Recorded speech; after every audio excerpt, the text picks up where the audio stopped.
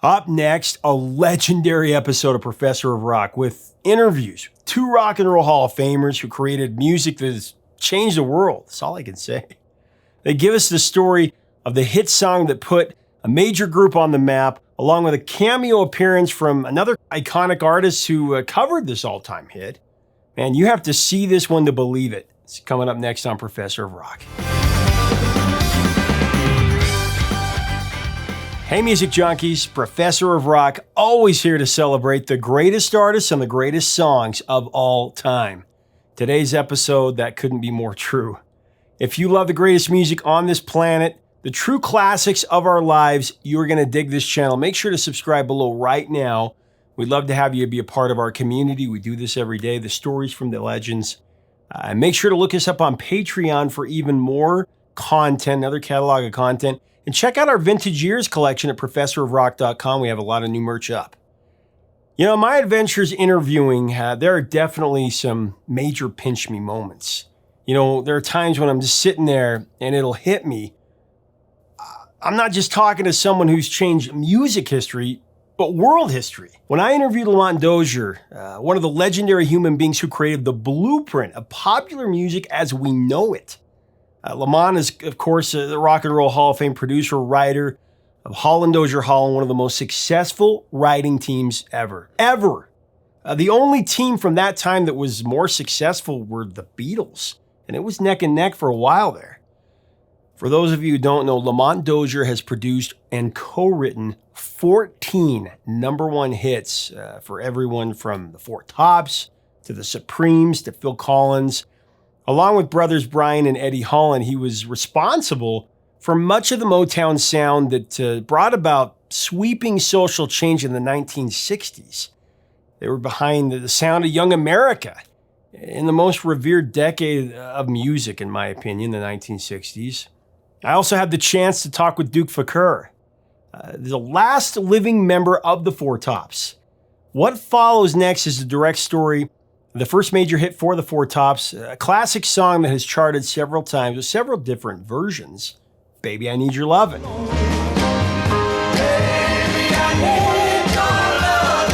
Went to number 11 on the Billboard Hot 100, that was in '64, sold 1 million copies. And then a few years later, Johnny Rivers took the song to number 3 on the Billboard Hot 100, and it went to number 1 in Canada.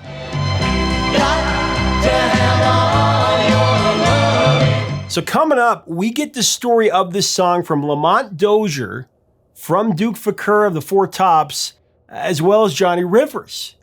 I'm telling you, you won't find this anywhere else. It's exclusive to our community. As we go into this interview, I do want to thank our sponsor, Zenni Eyewear, who helps make this channel possible. At Zenni.com, you can design your own frames, the color, shape, and style, and then you get to see how you look before you order. That's with Zenni's virtual try-ons. You know, you can make sure it matches your face, that you like how you look, and then you just put in your prescription, and they deliver them right to your door. You are going to love it. Here's the story of Baby, I Need Your Lovin'.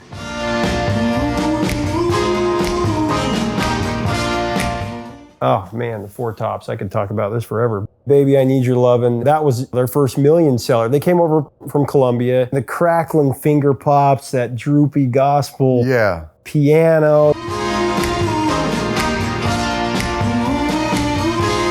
Levi kind of crooned a warning shot of things to come with that song, that's right, you know. That's right. Story behind it is that you guys kind of found the song and then they recorded it like 3 in the morning, didn't they? Finally, because we had cut the track and we didn't finish the lyric.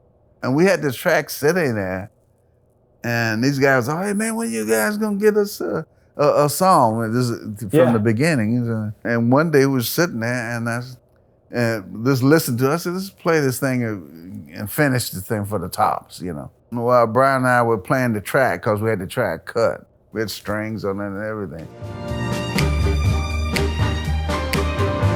And while we were sitting in the office, fooling around, baby, I need you, it just come out. And I'm sitting there, got to have all your love. And we looked at each other, that's it.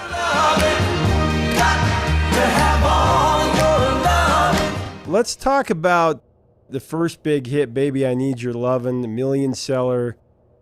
And those crackling finger pops, droopy gospel piano, the Levi croon. Your love, although you're never near. Tell me what you remember about when that song came. I remember everything. I remember we were working in Detroit at the 20 Grand at that time. And after the show, Brian Holland came in our dressing room and said, fellas, I finally got it. We said, got what? He said, I've got y'all's first right here on this tape. We said, man, play it. We was excited. So he played it, and it was just a very rough piano. And him, he sounded like him singing it. Might have been Eddie singing, kind of. It was really a demo, a real rough demo, but it sounded good. If it means having you the key. So we say, that's it, huh?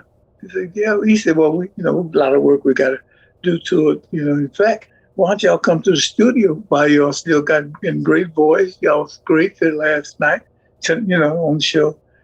Just, dry off or whatever it takes, and let's go to the studio.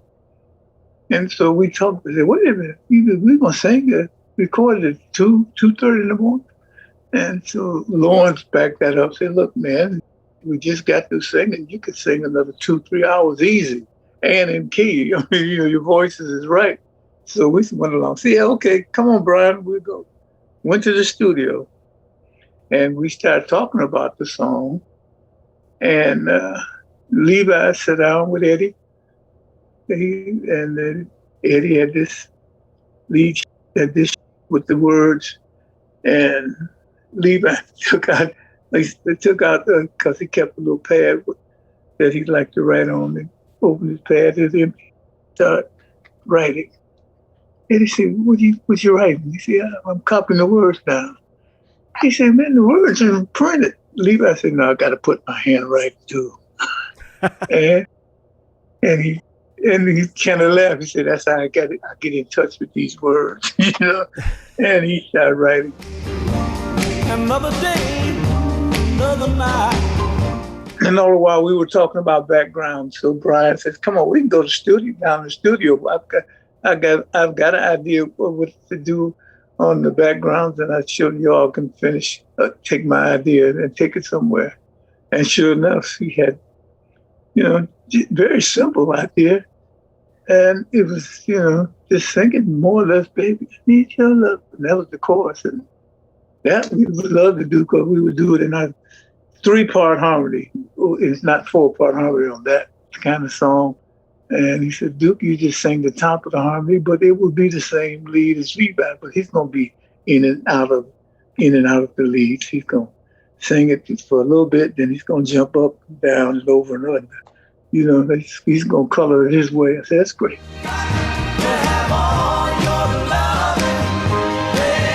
It didn't take us long to do the background. Lamont, I remember, had some other nice oohs and ahs put in there. And we did. It's about 45 minutes, maybe an hour it took us to finish the background. Some say it's a sign of weakness. They had that kind of intricate jazz harmony that they would do. And so we had to get them out of that to create a style for them and create a sound for them. So we got the andantes, the girls.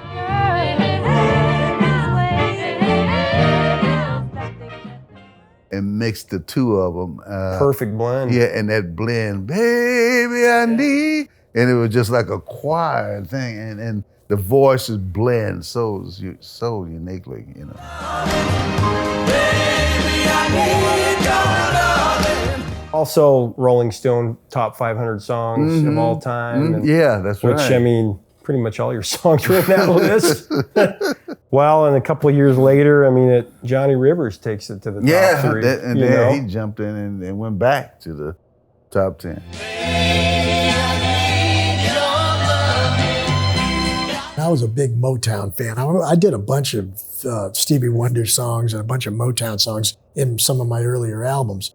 So I was all a big, and I loved the Four Tops. I just dug them. And we did we actually did some shows with them around the country. And I loved Levi Stubbs' voice, man. I mean, the way his phrasing and everything. Empty nights echo your name. So that was a song that, you know, I'd started playing it at the Whiskey and we were getting a good reaction to it. So then we went in around the time we cut Poor Side of Town. Come back, baby, to the poor side of town. Some of those other songs like that and cut it. 1 or 2 takes on that too, just like Poor Side of Town. I just had it down, you know, and we didn't do a lot of takes in those days. I like to get in there. I would run it with the band, cut 2 or 3 times, and then, okay, turn on the thing. And I was sitting in a little small room too. Hal was facing me with the drums. I had my amp right there. Joe was next to Hal, and Larry Nectar would be off on the keyboards, either a B3 or piano, and right there in this little tight little room. So there was no room for overdubs because you were getting a bleed from all the, you know, if you didn't nail it, you had to do it again. And because of Four Tops version, your version, Baby I Need Your Lovin' is one of the most played songs in the history of radio. Really? Yeah. I didn't know that. Baby, I need your lovin'. When you see me smiling, you know. Then we went up into the studio part, and Levi and Eddie were kind of going over the melody, going over it, over it. And they stayed in there working with that melody about another hour. And then finally, and that's, you know, we stayed there listening. It sounded good. It sounded great. Levi said, okay, man, I think I got it. Eddie said, I know you got it, man. You can go record. We can go record now. So they went down there and they worked on it, and they worked on it, and they could tell it wasn't quite what they wanted. Eddie didn't quite believe it. I said, man, wait a minute. He said, man, I got to take this home. And that's what he did. He said, okay, we'll schedule you off for what time you want to start tomorrow. He said, anytime after 10. You know, so I said, okay, we'll start at 12. Levi took that sucker home. Come back the next day. Well, we all came back.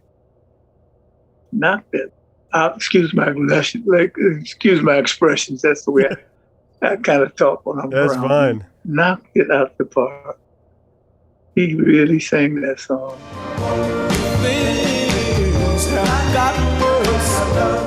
And now, we never heard the full arrangement for a while, you know, because, you know, they added the girls' voices. They added the strings and this.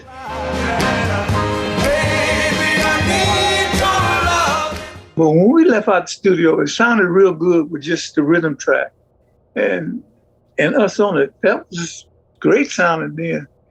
The next time I heard it, to me, that was probably, at that time, one of the best produced songs, you know, that came out of Motown or anywhere. You know, it was really produced well, mixed well, and it was just.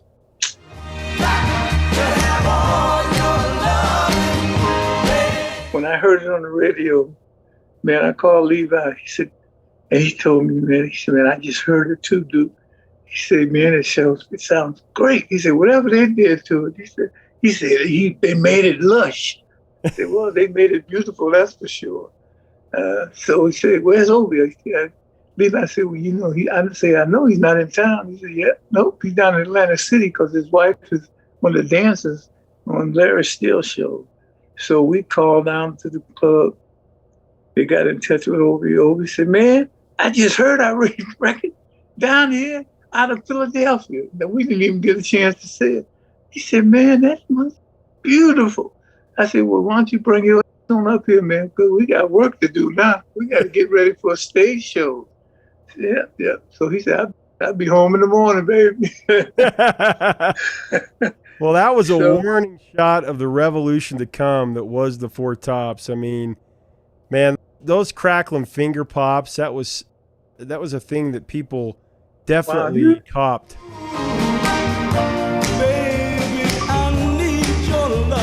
You remember well. I mean, I see why they call you Professor.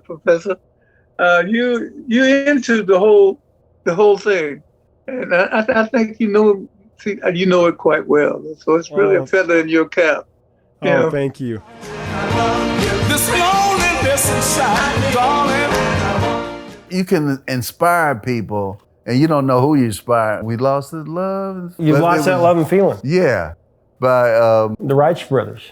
the Righteous Brother, but written by Mann, Cynthia, Weil, and right. produced by Phil Spector. And they told me they got that from Baby I Need Your Lovin'.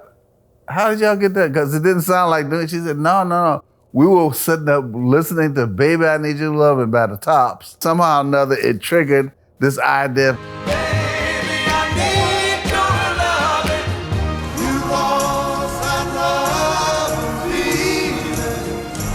Phil Spector wanted to produce us.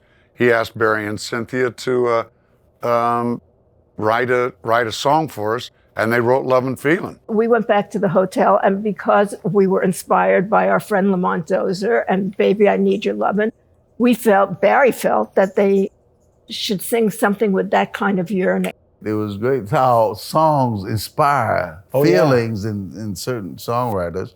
They pick up on, they hear something else, you know, it triggers another feeling. Trigger something. Yeah.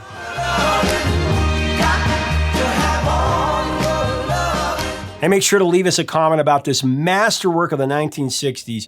What are your thoughts on this song and about the Four Tops and Lamont Dozier and this pivotal time in the 60s? What are your memories of hearing this song for the first time? If you do like this video, we would invite you to be a full-time part of our community by subscribing. We do things like this all the time, and you won't want to miss it. Also, we do invite you to check us out on Patreon and look up our merch as well. Both of these things help us keep the music alive. That's the goal. Until next time, 3 chords and the truth, my friends.